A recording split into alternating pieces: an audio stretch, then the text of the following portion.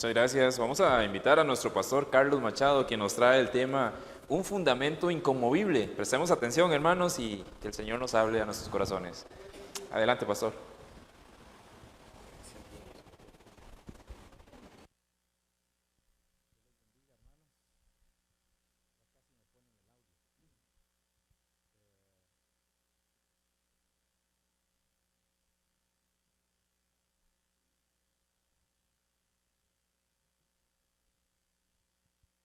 Dios ha sido bueno con todos nosotros y su amor, su misericordia y su bondad siempre nos llenan de sabiduría, y eso está aquí en la palabra del Señor. Vamos a orar y ponernos en las manos de nuestro buen Dios y que el Señor nos guíe en esta mañana. Gracias te damos, Señor Dios Padre, por tu amor y misericordia. Gracias por tu palabra que aprendimos en la escuela dominical, cómo tú nos hablas de manera clara y profunda y de cómo nos guías en todo. Te pedimos en el nombre de Cristo Jesús que seas tú glorificado, que recibas la gloria y la honra, y que para siempre, oh Dios, seas tú glorificado por medio de tu pueblo, de tu iglesia, y que seas tú, oh Dios, exaltado en todo. Así que ponemos delante de ti la enseñanza de esta mañana, la predicación de esta mañana, para que tú, oh Dios, tengas el control, para que tú, Señor, nos guíes en todo y seas glorificado. Te lo pedimos en Cristo Jesús. Amén y amén. Vamos a hablar de un tema bastante interesante, y hoy quiero hablar de un fundamento inconmovible. El Evangelio de Lucas, no voy a hacer un mensaje expositivo hoy, lo voy a hacer temático, así que el pasaje es solo introductorio. Hay diferentes formas de traer un mensaje. Puede ser expositivo, sistemático, inductivo, deductivo, en fin, hay un montón de formas. Pero esta vez lo vamos a hacer en base a un tema. Pero quiero resaltar en el capítulo 1 y el versículo 1 una frase, y es: han tratado de poner en orden la historia de las cosas que entre nosotros han sido ciertísimas. Siempre que hablamos de historia, no a todo el mundo le gusta la historia, ¿verdad? No a todos les gusta hablar de historia o escuchar historia, pero a muchos sí nos gusta la historia y dedicamos tiempo para leerla. Recuerdo hace bastantes años, ya hace bastante tiempo, que cuando yo creí en el Señor Jesús, a mí me dieron una historia de las iglesias, y me la aprendí y la llegué a creer, y creí esa historia como me la enseñaron. Pero yo nunca tuve durante un tiempo la curiosidad para averiguar si era cierto o no lo que me habían dicho. Y me empezaron a enseñar que la iglesia tuvo un tiempo después del siglo III, siglo IV, que la iglesia del Señor tuvo un colapso, y al tener un colapso comenzaron a surgir falsas doctrinas, falsas enseñanzas. Entonces hubo un tiempo de oscuridad donde no hubo iglesia, y durante todo ese tiempo de oscuridad, eso fue lo que me enseñaron, no había iglesia, no había testimonio, hasta que alguien por allí llamado Martín Lutero salió con una antorchita, ¿verdad?, diciendo, he descubierto la verdad.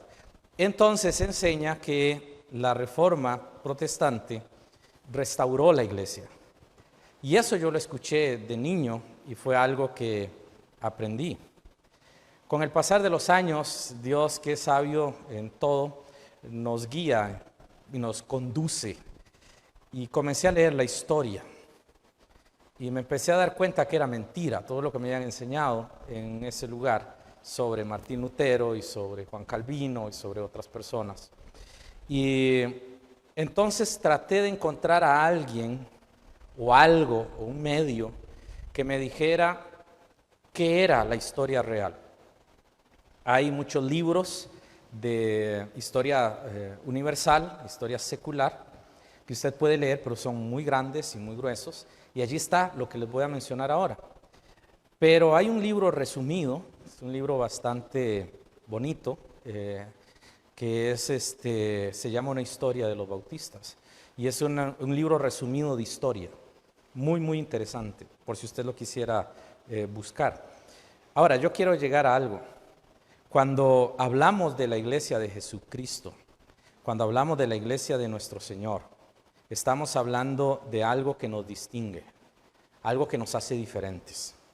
Y la historia de los cristianos es contada por tres áreas grandes: protestantismo, catolicismo o historia secular. Ahora, esto tiene un problema. La historia universal es una cosa, la historia secular es diferente. La historia secular regularmente tiene el énfasis en los científicos, en personas con ciertas inclinaciones o ciertas formas, apoyan mucho el asunto de la evolución, entonces le dan a Carlos Darwin una gran referencia. Pero si usted lee a los reformados van a exaltar mucho a Martín Lutero, a Zwinglio, a Melanchthon y un montón de personajes. Si usted lee el catolicismo, pues obviamente van a exaltar a los papas, ¿verdad? Pero cuando usted llega a la historia universal, esa historia que fue escrita sin interés partidario, comienza uno a descubrir un montón de cosas que no sabíamos. Un ejemplo básico, hermanos, es cómo se ha enseñado la historia de la Reina Valera, por ejemplo. Ustedes saben que la historia de la Reina Valera, todos dicen es la Biblia reformada, y así aparece en todo lado. Es la Biblia de la Reforma en español.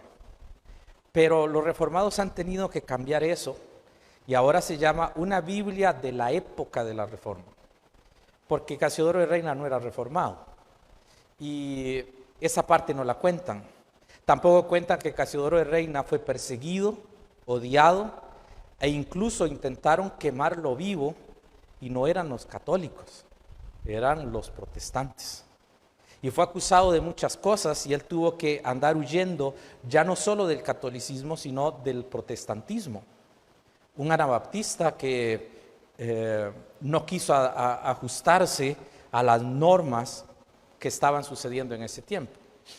Cuando Lucas dice, han tratado de poner en orden la historia, tiene la idea de que hay cosas que quedan sueltas, incluso en la historia de Jesús. Hay cosas que no sabemos que Él dijo, ni hay cosas que sabemos que Él haya vivido, hay cosas que quedaron en el secreto. Recuerdan, hay una frase que Jesús dijo que no aparece en los evangelios. En ninguna parte del evangelio aparece una frase de Jesús que aparece en Hechos. Más bienaventurado es dar que recibir. Usted no la encuentra en ningún evangelio, pero están Hechos. ¿Por qué está de esa forma? Porque lo que Dios está diciendo es que la historia siempre va a dejar huecos, no podemos correr toda la historia. Como dice el Evangelio de Juan al final, si nos ponemos a escribir toda la historia, no cabrían los libros en el mundo. Eso es muy difícil. Entonces, mucha gente ha tratado de resumir eso.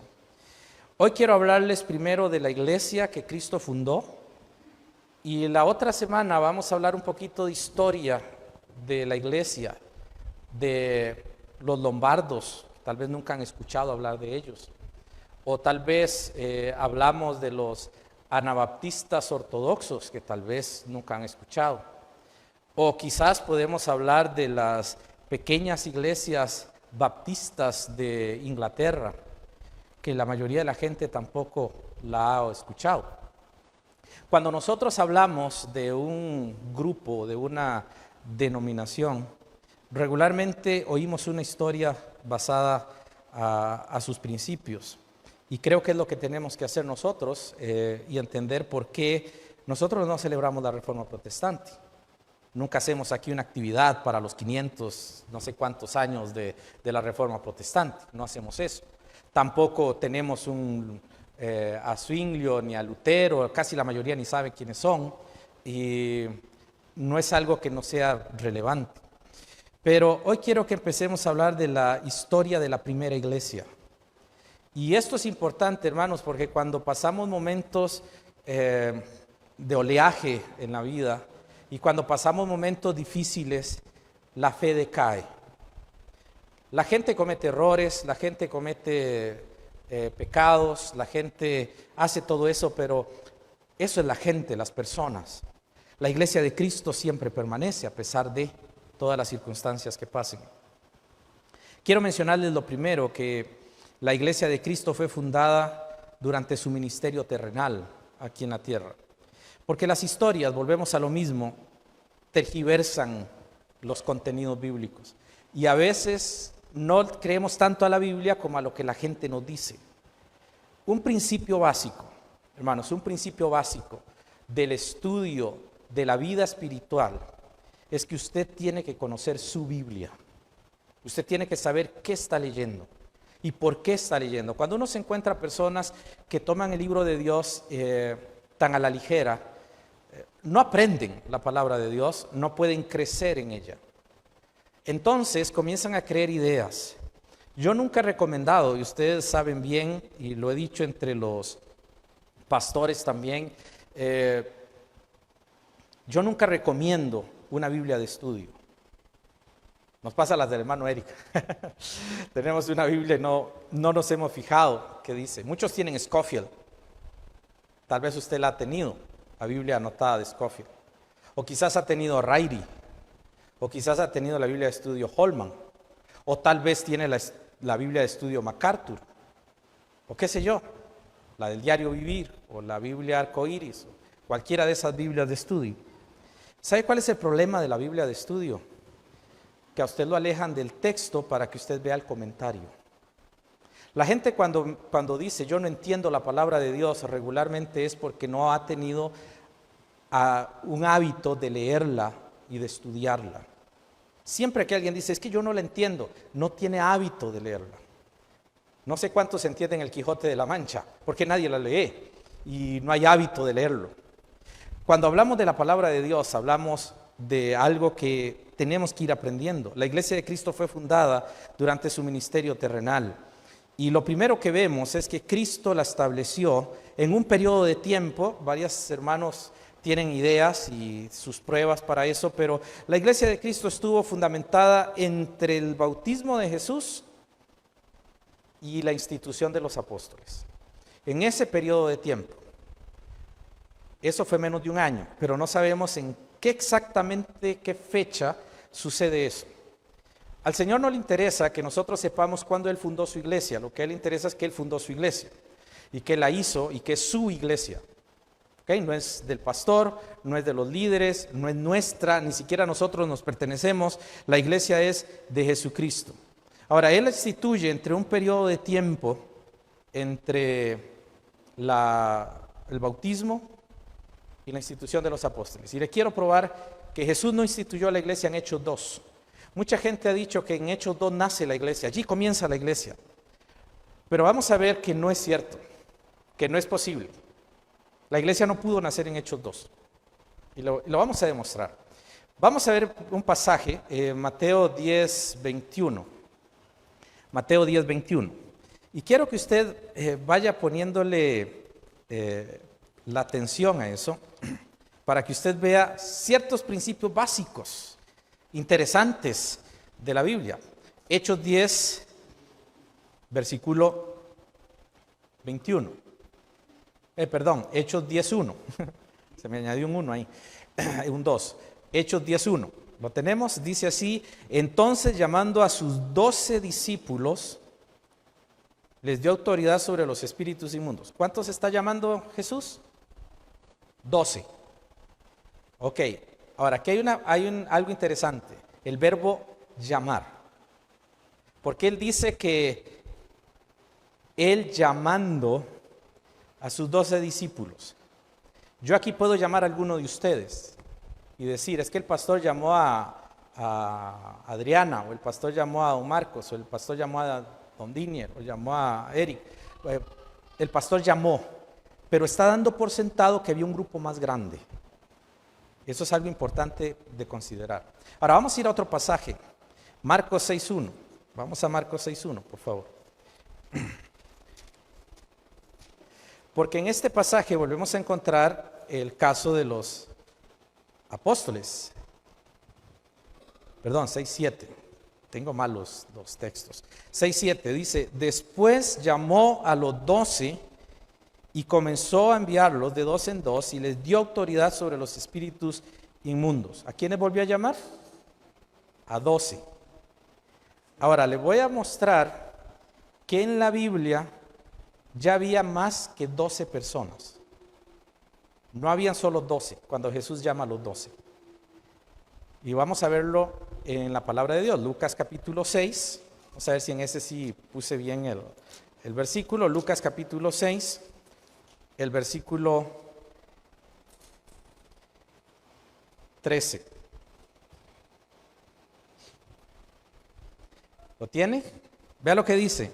Y cuando era de día, llamó a sus discípulos y escogió a 12 ¿de quiénes? De ellos. Ya habían más, no eran solo 12. A los cuales también llamó apóstoles. Entonces, cuando Jesús llama a los 12, no solo hay 12. En las películas aparece él con un grupito de 12 y solo anda con un grupito de 12 de aquí para allá. Pero en la Biblia no es así. De hecho, 1 Corintios capítulo 15 dice que Jesús tenía una congregación de 500 personas. 500 personas lo seguían a él. No eran 12. Por eso no hay que hacerle caso a las películas. Hay que ir al texto. La Biblia es bien clara con eso. Ahora, él instituye a los apóstoles, ¿verdad? Ya lo tenemos aquí. Tenemos 3 pasajes. 3 pasajes que dice que él llamó a los discípulos y de ellos sacó a 12 y los llamó apóstoles. ¿Estamos claros? Ahora, quiero que vaya conmigo a 1 Corintios 12, 28. 1 Corintios 12, 28.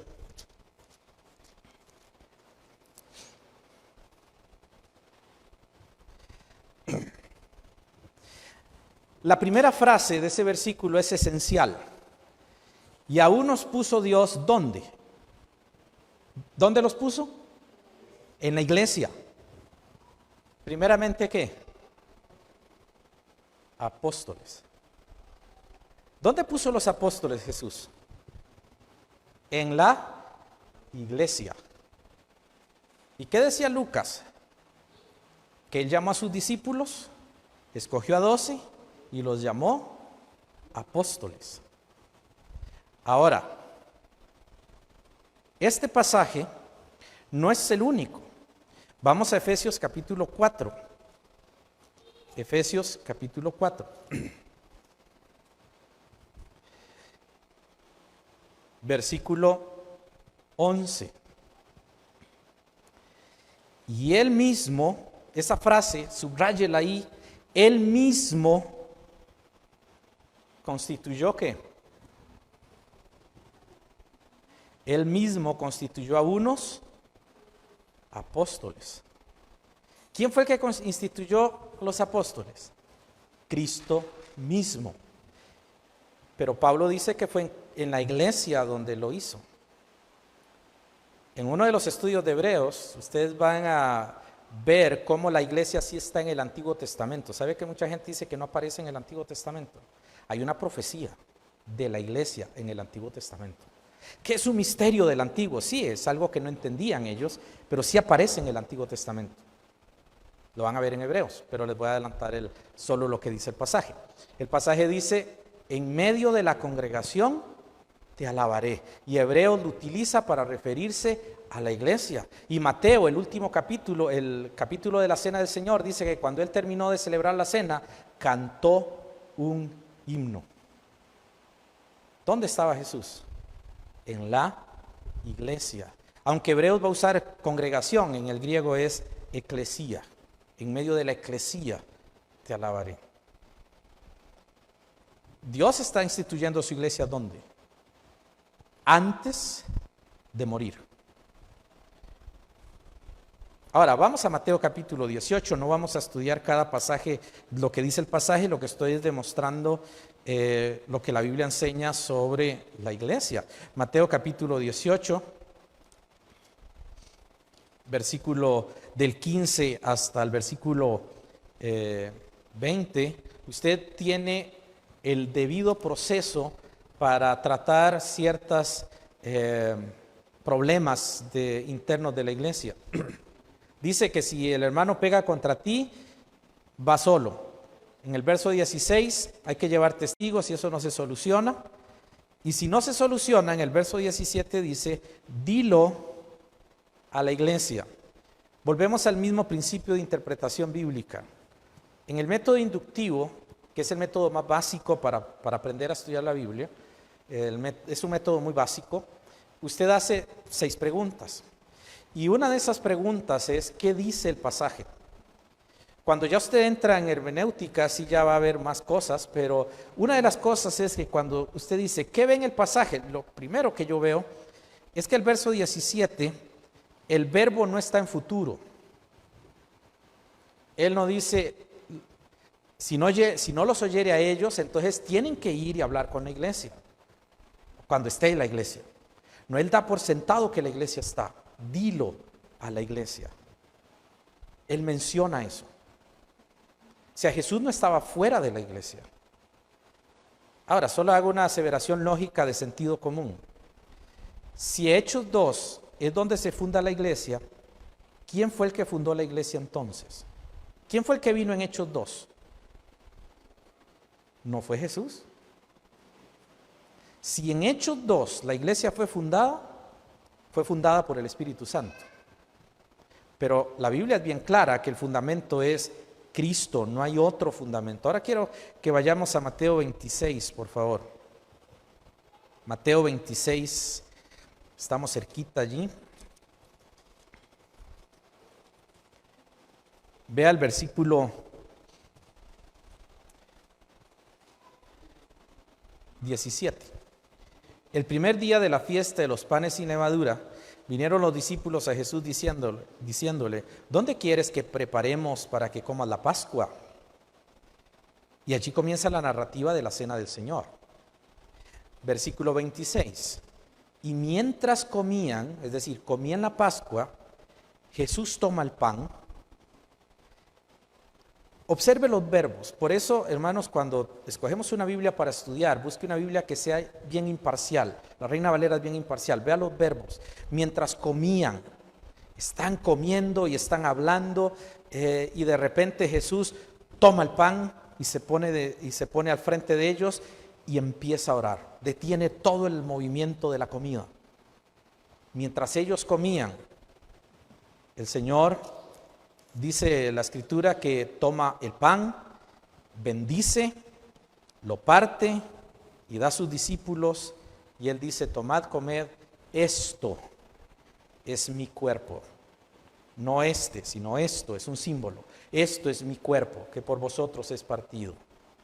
Instituye la cena del Señor. ¿Sabe que la cena del Señor no aparece en ninguna parte fuera de los evangelios, sino solo en 1 Corintios 11?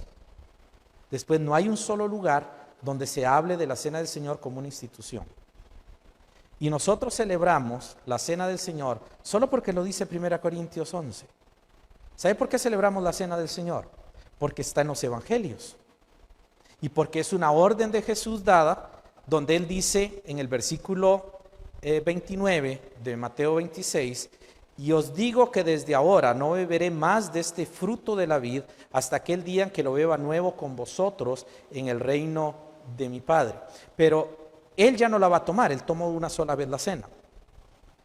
Pero Pablo dice en 1 Corintios, que es uno de los pasajes que cada vez que hacemos la cena del Señor lo repetimos, en 1 Corintios capítulo 11, el apóstol Pablo dice lo siguiente.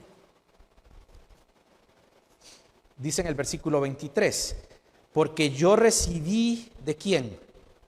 Del Señor, lo que también os he enseñado, que el Señor Jesús, la noche que fue entregado, vuelva a observar otra vez el texto, observe el texto, no fue Pedro, no fue Juan, no fue Judas Tadeo, no fue Felipe, no fue ningún apóstol el que le dijo a Pablo, Jesús nos dijo esto de la cena y tienes que seguirlo haciendo.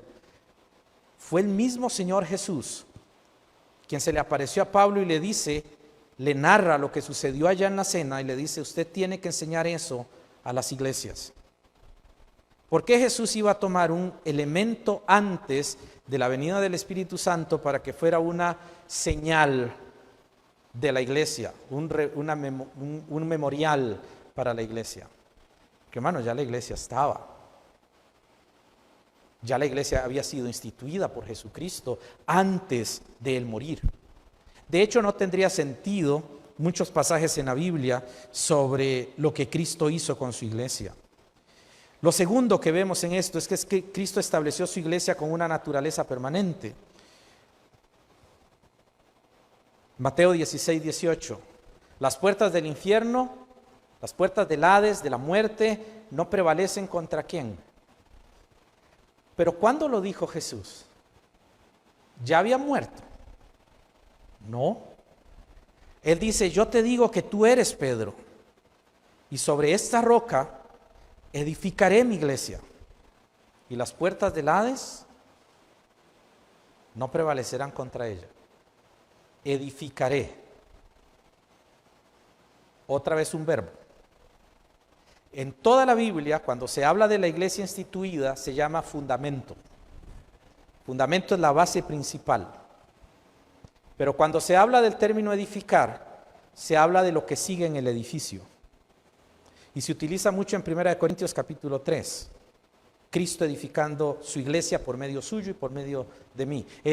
Todo lo que hacemos en la iglesia es Cristo edificando su iglesia. Pero ¿dónde está el fundamento? Efesios 2:20, el fundamento está en los apóstoles y profetas, siendo Jesucristo la principal piedra del ángulo.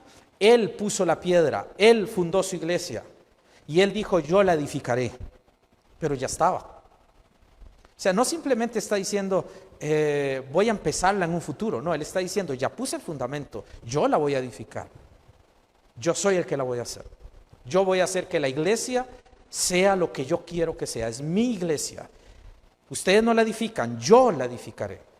Por eso es que cuando pasamos situaciones, la iglesia no cae, la iglesia no puede terminar, la iglesia no puede dejar de ser, la iglesia de Cristo siempre está. Por eso cuando usted lee la historia de la Reforma, que hubo un tiempo sin iglesia y que salió Martín Lutero como el caudillo ahí, el que estaba libertando, eso es mentira. Jesús dijo que su iglesia no puede faltar, su iglesia siempre iba a estar. ¿Hace cuánto existen las iglesias del Señor Jesús en esta tierra? Usted sabe que las iglesias siempre han estado. Nosotros estamos un tiempo y nos morimos o nos vamos, pero la iglesia del Señor siempre va a permanecer. Jesús prometió en Mateo 28:20, la gran comisión. Esto se lo da a los 12 como la referencia principal de autoridad de la iglesia. No se lo da solo a la iglesia de Jerusalén porque hubiéramos tenido un problema. Ya no existe la iglesia de Jerusalén. Pero Él se lo da a los apóstoles porque todas las iglesias se fundamentan en eso. Así es como la iglesia es perpetua, gracias a la doctrina de los apóstoles. Y Él dice, id por todo el mundo, predicad el evangelio. Pero ¿qué dice al final? Yo estaré con vosotros todos los días. Si es cierto que no hubo iglesia antes de Martín Lutero, Jesús es un mentiroso. Porque Él usó la frase todos los días. Yo estaré con vosotros todos los días. O sea, no hay un solo día en la historia de la humanidad que no hubiese una iglesia de Jesucristo. Siempre hubo iglesia. Y siempre hay una línea, un rastro de mártires, de gente que sufrió, de gente que murió, para poder nosotros estar hoy aquí. Y nosotros moriremos y estamos dejando esa misma línea si realmente estamos con el Señor y si realmente estamos caminando con Él. Jesús afirma que sería la iglesia testigo en Hechos 1:8. Seréis testigos hasta lo último de la tierra. La iglesia no puede faltar. Vosotros sois la sal de la tierra. Eso es lo que somos como iglesia. Es que el Sermón del Monte no es para la iglesia. Eso lo dijo Scofield. Eso no lo dice la Escritura. Jesús dice que llamó a sus discípulos y les enseñaba diciendo, bienaventurado. Comienza a dar sus bienaventuranzas. ¿A quién? A sus discípulos. Hermano, el Sermón del Monte tiene grandes principios para usted y para mí para vivir la vida cristiana. De hecho, si usted comienza a leer el Sermón del Monte, qué reto para predicar el Evangelio, qué reto para vivir en santidad, qué reto para ser obediente. Hay que leer el Sermón del Monte. Hay gente que ni sabe dónde empieza ni dónde termina el Sermón del Monte. Algunos llegan hasta el capítulo 5 y al pasar al 6 creen que ya es otro. El Sermón del Monte es bastante largo y nos tiene muchos principios sobre la ira, sobre la moral, sobre la santidad, sobre la perfección cristiana. Es hermoso estar dentro de la iglesia de Cristo y es más hermoso cuando usted entiende lo que dice el libro de Dios para su vida, lo que Él dice para usted. Cristo prometió que su iglesia defendería su palabra hasta el fin. Él dijo eso, 2 Corintios 5:19. El apóstol Pablo nos va a mencionar 2 Corintios 5:19. Dice Pablo que Dios estaba en Cristo reconciliando consigo al mundo, no tomándoles en cuenta a los hombres sus pecados, y nos encargó ¿a quién? A nosotros, la palabra de la reconciliación. Imagínense que no hubiese habido iglesia. ¿Quién llevaba la palabra de la reconciliación? Incluso existen muchas mentiras en las historias. Muchos creen que no hubo Biblia durante mucho tiempo y que fueron los reformadores los que trajeron la Biblia. Hay gente que cree que en España la primer Biblia es la Reina Valera. No, hay una historia larga. Y si usted ha estado cuando hemos hablado de Reina Valera, usted se dará cuenta que en España hubo Biblia desde la época de Jonás. Es histórico. Desde la época de Jonás hubo Biblia hasta nuestros días. Usted y yo, que hablamos el español, tenemos una Biblia que tiene un origen lejos, antiguo. La iglesia de Cristo, hermanos, es investida con poder del Espíritu Santo en Pentecostés. Y eso no tiene que ver con que Él fundó su iglesia. Quiero que vaya a Hechos capítulo 2, por favor. Vamos a Hechos 2. Quiero mostrarles algo. La Biblia es sutil, ¿saben? ¿Recuerdan? Cuando vimos las parábolas, creo que hace un año, Jesús dijo que a ustedes se les habla abiertamente los misterios del reino, pero a ellos no, a ellos por parábolas, para que viendo no vean y para que oyendo no oigan. La palabra de Dios fue hecha para que usted con la iluminación del Espíritu Santo pueda entender la palabra. Sin el Espíritu Santo no la puede entender. Hechos capítulo 2. Pero no vamos a leer la primera parte. Vamos a ir al puro final. Versículo 41. Dice, así que los que recibieron su palabra, es decir, la predicación del Evangelio y recibieron al Señor como Salvador, ¿qué hicieron? Fueron bautizados. Y observe la última frase. Se añadieron aquel día como 3,000 personas. ¿Recuerdan que la vez pasada había una cajita acá para beneficencia? ¿Se acuerdan? Estaba aquí. Ahorita no está.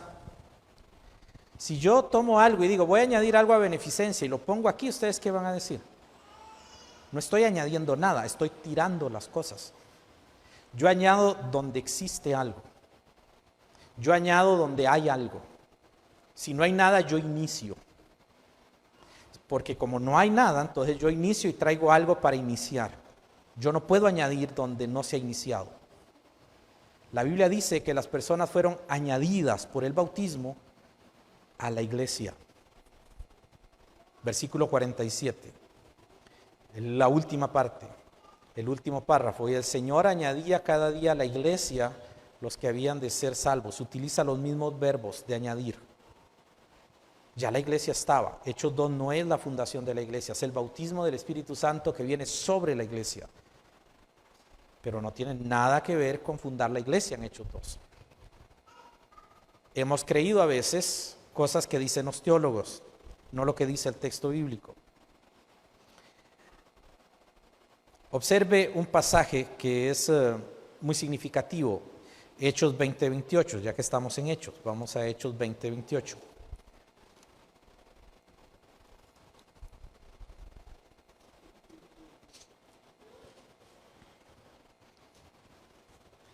Vea lo que dice Pablo. Por tanto, mirad por vosotros. Está hablándole a todos los pastores de la región de Mileto a Éfeso, versículo 17. Aquí no es una iglesia con varios pastores, aquí son varios pastores de varias iglesias que están reunidos. Y él dice, mirad por vosotros y por todo el rebaño o la familia de Dios, velen por todo ello, la familia de Dios, en que el Espíritu Santo os ha puesto por obispos para apacentar. ¿Qué van a apacentar? La iglesia del Señor. ¿Y cómo la ganó? ¿Cómo Jesús iba a ganar su iglesia si no existía? Porque si la iglesia nació en Hechos 2, Jesús murió antes de que naciera la iglesia. Pero el versículo dice que Cristo ganó la iglesia con su propia. Esas pequeñas cláusulas. Está hablando del cuerpo del Señor, está hablando del momento en el que Él estaba en la cruz, su propia sangre. Cristo redimió, Cristo compró, Cristo ganó su iglesia con su sangre. Él no hubiera podido hacer eso si la iglesia no existía. Es el mismo error calvinista. Usted fue elegido en la eternidad pasada. Es un error. Dios no puede elegir lo que no existe. Dios no puede salvar lo que no existe. Dios solamente puede salvar aquello que existe. Por eso solo usted, en el momento que usted exista, puede ser salvo o no. Y la salvación es un acto de convencimiento. En Hechos 1:8 encontramos también que el Espíritu Santo viene sobre la iglesia y sucede algo.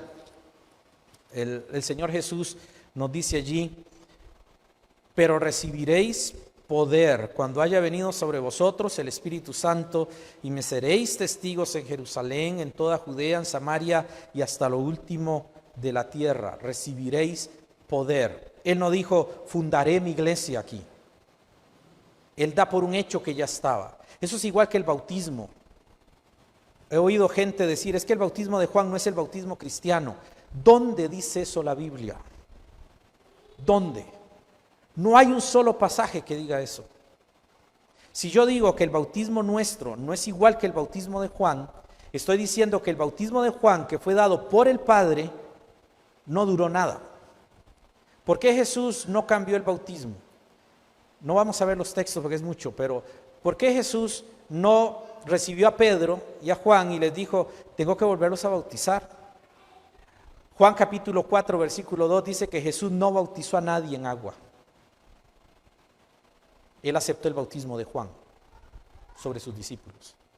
Y esa autoridad de Juan, porque no era Jesús, Jesús no fue el que mandó a bautizar, hermanos. Jesús no mandó a bautizar a la iglesia. Quien manda a bautizar a la iglesia es el Padre. Aquel que me envió, dice en Juan 1:21 creo, dice Juan el Bautista, aquel que me envió a bautizar, ese mismo me dijo, cuando veas a este que desciende el Espíritu Santo sobre él, él es el que bautiza con el Espíritu Santo.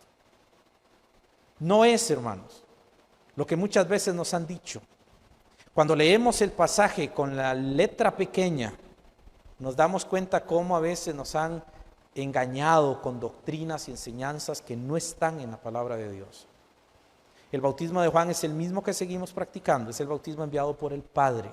Por eso es tan importante para nosotros el bautismo.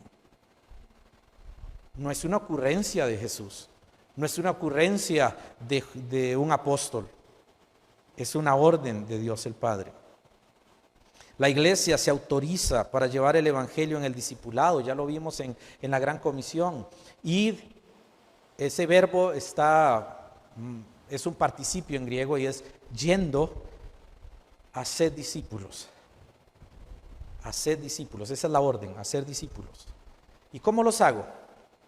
Bautizándolos en nombre del Padre, del Hijo y del Espíritu Santo y enseñándoles que guarden todas las cosas. Ahí estamos hablando de la membresía en una iglesia, que es otro tema que vamos a ver más adelante en los distintivos. Por eso, cuando nosotros hablamos, y quiero ver la última parte, yo sé que el tiempo ya se me fue, la iglesia de Cristo es fundamentada en la doctrina de los apóstoles. Hechos 2:42 nos dice que perseveraban en la doctrina de los apóstoles. Ellos estaban fundamentados en lo que los apóstoles decían. Nosotros hacemos lo mismo, estamos fundamentados en este libro, en la palabra de Dios. Dios puso pastor como un ministerio guía, 1 Pedro 5 del 1 al 4, y también lo puede ver en Hebreos capítulo 13 del 5 al 17. Es un guía, es el guía espiritual que Dios puso en la iglesia. Y puso diáconos o servidores para que sirvan a la iglesia, para que sean útiles en el crecimiento de la obra. Y aquí es donde, hermanos, quiero hacerles un reto. ¿Cómo está edificando en la iglesia de Cristo? ¿Cómo edifica en la iglesia del Señor? Así rápidamente vamos a 1 Corintios capítulo 3 y vamos a ir concluyendo con ese pasaje. 1 Corintios capítulo 3 dice Pablo en el versículo 10: conforme a la gracia de Dios que me ha sido dada, yo como perito arquitecto puse el fundamento y otro edifica encima, pero cada uno mire cómo sobreedifica. Aquí está hablando de la iglesia local de Corinto y se refiere a nosotros también. Porque nadie puede poner otro fundamento que el que está puesto. ¿Quién es el fundamento? Jesucristo. Si sobre este fundamento, sobre Jesucristo, alguno edificare oro, plata, piedras preciosas, madera, heno, hojarasca, la obra de cada uno se hará manifiesta, porque el día la declarará, pues por el fuego será revelada, y la obra de cada uno, cual sea, el fuego la probará. Si permaneciere la obra de alguno que sobreedificó, recibe recompensa. Si la obra de alguno se quemare, él sufrirá pérdida, si bien él mismo será salvo, aunque así como por fuego. Y el verso 16 dice: ¿no sabéis que sois? Está hablando de la iglesia local, aquí no habla de individuos, aquí habla de la iglesia local. ¿No sabéis que sois templo de Dios y que el Espíritu de Dios mora en vosotros? Si alguno destruyere el templo de Dios, Dios le destruirá a él, porque el templo de Dios, el cual sois vosotros, santo es. ¿Cómo estoy edificando en la iglesia? ¿Cómo estoy haciendo el trabajo de maestro de obras o del que pega el piso? ¿Cuál es el trabajo nuestro en la iglesia? ¿Y cómo lo estoy haciendo? ¿Cómo lo estoy haciendo? Ese piso que usted ve allí tiene más de 30 años, creo. Y ese piso está firme. La pregunta es, ¿sabemos quién lo puso? No. Pero Dios sí sabe.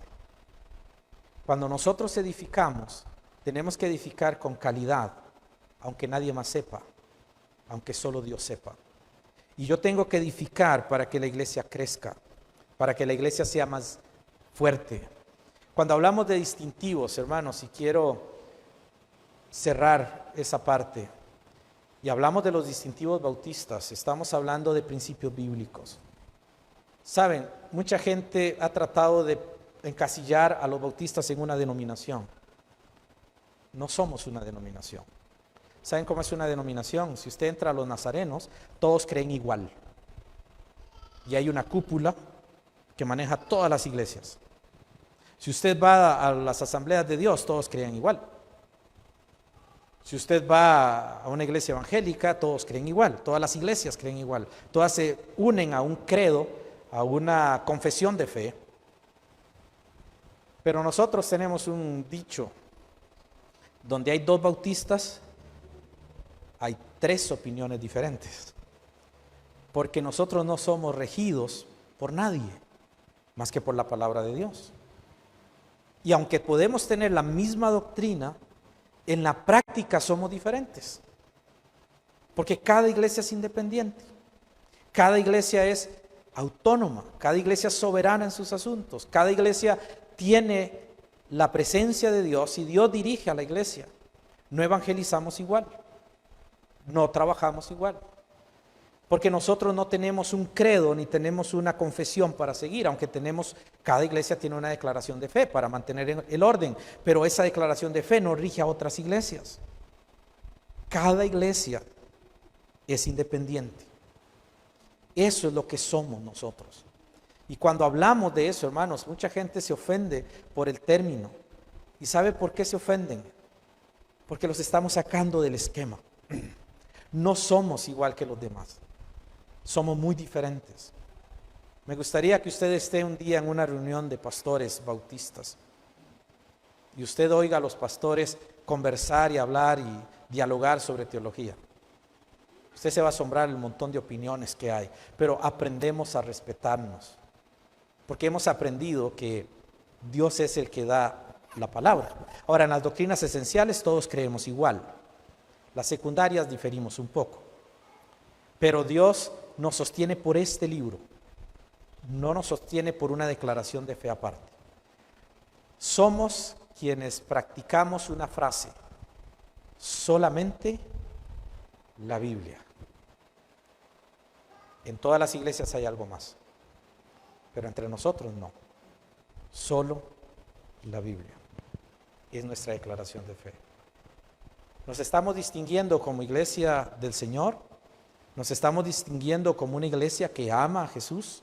Nos estamos distinguiendo como una iglesia que estudia las Escrituras y que se acerca al Señor. ¿Cómo estamos?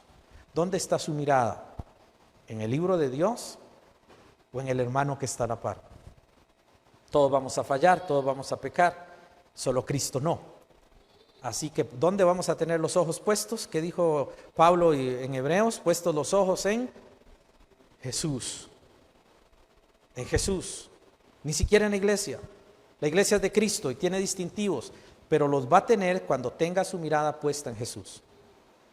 Cuando la iglesia deje de ver a Jesús, ya no es iglesia de Cristo. Póngase sobre sus pies, por favor. Vamos a orar. Nuestra iglesia es una iglesia llamada a ser luz en medio de la oscuridad y a tener una identidad y saber bien los distintivos por los cuales Él nos ha llamado y por los cuales tenemos que caminar. Padre, gracias te damos en esta mañana por tu palabra. Gracias te damos por tu verdad. Gracias te damos por habernos traído a escuchar tu verdad, tu palabra y a crecer en ella. Te pedimos que esta palabra pueda entrar en el corazón. Sé que nuestro corazón, oh Dios, necesita repetición, porque eso dice tu palabra, que debemos repetir cada vez lo que tú enseñas o lo olvidamos. Por eso, Señor, ayúdanos a grabar eso en el corazón, a repetirlo y a creerlo con firmeza, porque has puesto una iglesia con sana doctrina, una iglesia bautista que te ama, una iglesia, Señor, que tiene una identidad, una iglesia, Señor, que está dispuesta a darlo todo para servirte a ti. Y sé que por eso estamos o pasamos situaciones difíciles y pasaremos otras. Pero, Señor, mientras permanezcamos en ti, tú nos sostendrás y podemos salir adelante. Así que bendícenos y ayúdanos en el nombre de Cristo Jesús. Amén y amén. Muchas gracias, hermanos. Pueden sentarse.